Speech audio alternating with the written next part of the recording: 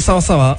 Kiufundi Ashrafu umezungumza vizuri, George Magunga pamoja na Evans Vorius. Sasa nataka tuhame hapo tuangalie pia baadhi ya matukio yaliyotokea katika mchezo huo, na hapa moja kwa moja tunakwenda kumtazama muamuzi wa mchezo ule pale. Jemedari Saidi, muamuzi ambaye amechezesha mchezo wa jana, kwako amekuridhisha kwa kiwango cha asilimia ngapi? Na kama haja kuridhisha pia ni asilimia ngapi na kwa nini? Karibu.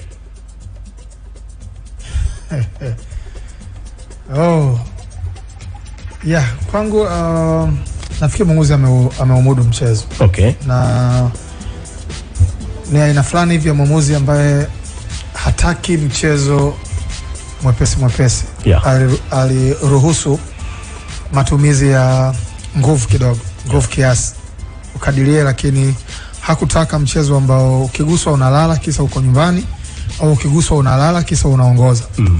Alikuwa amewaonyesha wachezaji yeye anataka mpira wa namna gani.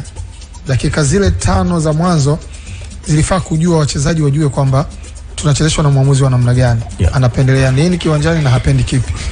Kwa sababu kulikuwa na battles ambazo alikuwa yuko karibu na anakuambia wake up, tucheze. Na uko unaona namna mpaka apige filimbi kisa watu wanagawana nyama, kila mtu ajaribu kumpa nyama mtu mwingine, yani anajua aone kabisa kwamba kweli hapa kuna tukio la namna hiyo. Kwa matumizi kuna mtu mwingine anaweza kuona kwamba kulikuwa kama na matumizi makubwa ya nguvu. Yeah. Ambao muamuzi aliamudu. Pale alipokuwa kuna excess alikuwa anasema no, hapa sio sawa sawa. Unaona, na nadhani ndio iliyompelekea mpaka hata baada ya kuitwa kwenye VAR na ikaonekana kabisa kuna mtu amemsukuma Kibu kwa mkono, kwa namna ya muamuzi alivyokuwa nature yake kwenye ile game, akaona hii haikuwa ya kutosha. Na hapo Jemedari umegusia, kwa sababu nilikuwa nataka pia tuangalie matukio ambayo yameamuliwa na VAR. Tuanze kwanza na tukio hilo la Kibu Denis. Ni kweli Simba walistahili penalty? Mimi bado naamini kwamba that should have been a penalty. Okay. Kwa sababu kulikuwa na contact. Na contact ya namna gani? Tumeona waamuzi wakitoa penalties kwa contact nyepesi zaidi ya ile. Lakini kwa sababu maamuzi kwenye mpira tumempa maamuzi makubwa. Yeah. It's the only one anaweza kusema ndio au sio. Akisema ndio hakuna namna. Unaona, kama mfano angesema penalty, bado angeweza kuambia watu kama kulikuwa na contact, unamuona mtu anamsukuma kwa mkono. So amekosa balance kwa sababu amesukumwa, na akiwa kwenye move alafu anainua mguu na kupiga, ukimsukuma kidogo tu ni sawa sawa na mpira ulipigwa shoot, deflection ya kidole tu mpira unabadilisha mwelekeo. Yeah. Lakini kwa sababu kwa deflected ungeachwa, ungeingia kwenye njia yake. Kwa hiyo yeye angeweza kujitetea hivyo, lakini pia anaweza kwenda akasema kwamba yes, pamoja na kwamba aliguswa, lakini haikuwa contact ambayo inaweza kumwangusha mtu imara kama Kibu. You say that, lakini tumio kiniuliza that should have been a penalty. Yo, it's okay. Okay, sawa. Hilo ni tukio la kwanza hilo. Yeah. Tuangalie goli ambao amefunga Stellenbosch. Dakika ya 78. Nimsikia hapa nani anasema kwamba kama lingekubaliwa Evans. No. Kweli hata mimi wakati naona ile game uliona tunasema lugha ya mwili ya wachezaji wa Simba, kila mmoja alikuwa down. Nafikiri ndio wakati ambao Simba waliweka imani yao kwa VAR na wameipenda VAR tangu ianzishwe kupita wakati mwingine wowote. Kwa sababu kulikuwa na malalamiko, kama nakumbuka kwamba timu za Kitanzania VAR inadhurumu, sijui kulikuwa na tukio limefanywa Simba wamefanywa away. Ilikuwa ni penalty pia. Ilikuwa na penalty. Ikazungumzwa hiyo. Lakini pia kulikuwa na tukio lile la Young Africa kama nakumbuka. Na lenyewe ambalo lilikuwa ni goli ama sio goli kwa sababu ya mpira umepigwa, na pale kwa uhalisia ulipaswa kuwa ni goal line technology. Yeah. Kwa sababu ndio ilikuwa inasema mpira umevuka mstari au haujavuka. Na GLT huko kwetu tulianza kutumia. Kwa hiyo nataka kusaidiana na VAR ambayo mwisho wa siku hawakufika mwisho, kwa sababu VAR ilikuwa inatuonyesha kama tunachokiona sisi tu. Goal line technology ndio ambayo inaamua, kwa sababu kuna sensor pale. Yes. Inaonyesha kwamba bwana mpira umevuka na umevuka wote. Kwa hata ukiangalia atakuonyesha kwenye ile saa ambayo ina click kwamba bwana goal line technology imesema ni mpira umevuka. Kwa hiyo kukawa na mambo Watanzania wanalalamika kwamba bana wachezaji wetu ukiwaona hawashinikizi watu waende sio nini kwa hivi. Jana kirahisi penalty ya Simba, wachezaji wote wa Simba wakashinikiza. Angalie. Nenda kuangalia sio penalty. Hivyo kuja lile sasa. Simba wenyewe hata kuangalia na mpira uko hataki. Wanasubiri tu hiyo VAR yenyewe iseme huko. Ndio. Inasemaje? Na kusema ukweli yule mtu alikuwa offside, tena alikuwa offside mara ya kwanza Andrew Jong. Wakati anatoka kwenye offside position, he was in an offside position, anarudi, lakini ule mpira yeye kucheza wakati ule. Kwa sababu ndio wakati ambao mpira ulipigwa pembeni. Huyu mtu wa pembeni sasa aka cross ule mpira. The cross was superb. Yes. Na ukitaka kujua wale watu, achana na kwanza na offside. Angalia link up. Ile build up ilikuwa.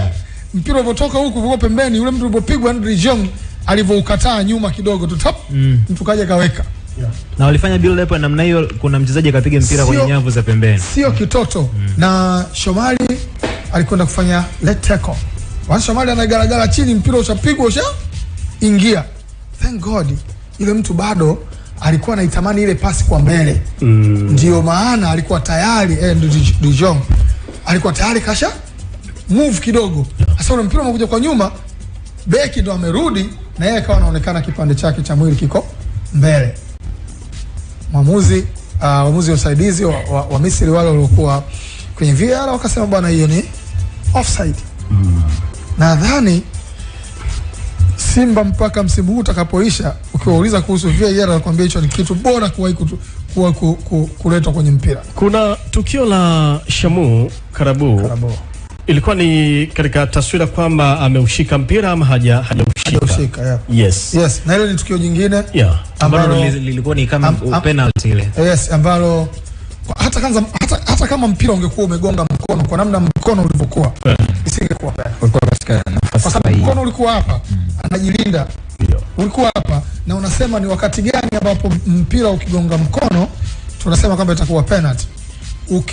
Ukijaribu kujiongeza to enlarge yourself, tanua mikono hivi, ukitanua kwenda mbele, then hapo mpira ukikugonga ukipeleka juu hivi, mpira ukikugonga that is penalty. Lakini mpira uko mkono ule uliambatana na mwili kaeka hivi, alafu bahati mbaya mpira wenyewe pia ulikuja kugonga mwilini, kugonga mkono, kwa hiyo kuchukua time. Mwamuzi tu kaenda kaangalia akasema no, okay, hii haipo. Kwa hiyo general mwamuzi wakati na wasaidizi wake unaweza kuwapa asilimia ngapi Jumedari? Kwa sababu wao wanatoa max 10 kwa kama zote, yani 10 ya ngapi? Moja ya 10 ama asilimia. No, he's a human being. Ana makosa ameyafanya, kama hilo la penalty. Na kuna moja ambayo Valentino Noma dakika za mwishoni alishika. Kama unakumbuka kama Masai. Ameruka akaweka kifua hivi. Lakini mpira wakati unarudi ukaja ukagusa watu hapa. To me inaweza kumpa 8.5. He was good. 8.5. Yes. He was good. That young man was good, unajua. Na kitu kingine ambacho mimi napenda waamuzi mwenye mamlaka kiwanjani. Unajua hata ukirudi kwenye waamuzi wetu hapo Bongo, wengi hawana mamlaka. Leo kuandika siku moja na mwamuzi mmoja mkubwa akanipigia simu, akaniambia usifikiri kwamba hizi zama bado zipo tu, waamuzi wa kileo hawa wana mambo mengi. Tena ilikuwa mechi inachezwa Dodoma kwa Simba sio na nani. Mwamuzi hana mamlaka, wachezaji wanakuja wanamvaa tu, mara huyu kamsukuma mgongoni, huyu kafanya nini, akifanya maamuzi watu wana that young man. Unajua hata wakati wa Simba wanalalamika, unaona anapokuwa anazungumza na wachezaji au akikufuata, wakati amemfuata Kamara, moja kati ya matukio niliyapenda ni kumuonyesha kadi ya njano Kamara. I was so much pleased kwa sababu mpira umepigwa, wale watu Simba wamechelewa, move imefanywa vizuri, huyu mtu anataka kucross mpira uje ndani, akamwangalia kipa, akaona huyu kipa anamfunga chuma cha kwanza, akapiga mpira ukagusa nyavu. Hakuna Kamara alipokuwa amehusika na huo mchezo, akaanguka chini, anaita watu kadi ya njano. Suliona anamkonyeza, alikuwa anamkonyeza nani, sijui ilikuwa ni Zimbo. Perfect. Ndio mwamuzi anapaswa kuwa namna hiyo. Yeye akamwetia watu, wewe unatakiwa kutibiwa ndani. Alipomaliza akatoka na njano. Na ule mchezaji wa Stellenbosch kaja analalamika, akamwambia wewe pia njano. Haikuhusu. Wewe niachie mimi ndili naye. Na akamwambia bana hii ya mwisho. kutoka pale Kamara akawa anafanya shughuli zingine nzuri tu, na nafikiri kama kuna timu ya Uarabuni inatafuta kipa, wakimwona Kamara nadhani basi sababu moja kati ya vitu vingine Kamara anajua kupoteza muda. Ni Mwarabu kwisha kazi.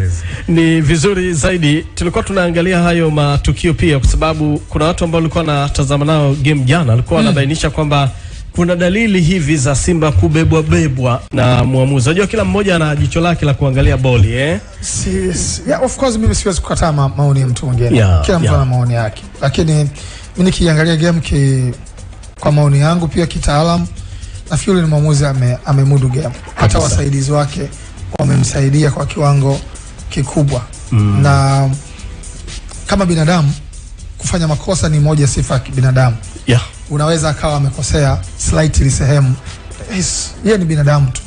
Lakini ukiyachukua mengi mema aliyoyafanya kwenye mchezo, ndio unasema kwamba amefanikiwa kiasi gani, kwa sababu sisi binadamu, sisi tuko hapa tunafanya makosa mengi. Lakini unapimwa na mema na mabaya. Mabaya akiwa mengi sawa, yule mtu mbaya. Mema akiwa mema sema yule smart. Huyo unamsema wewe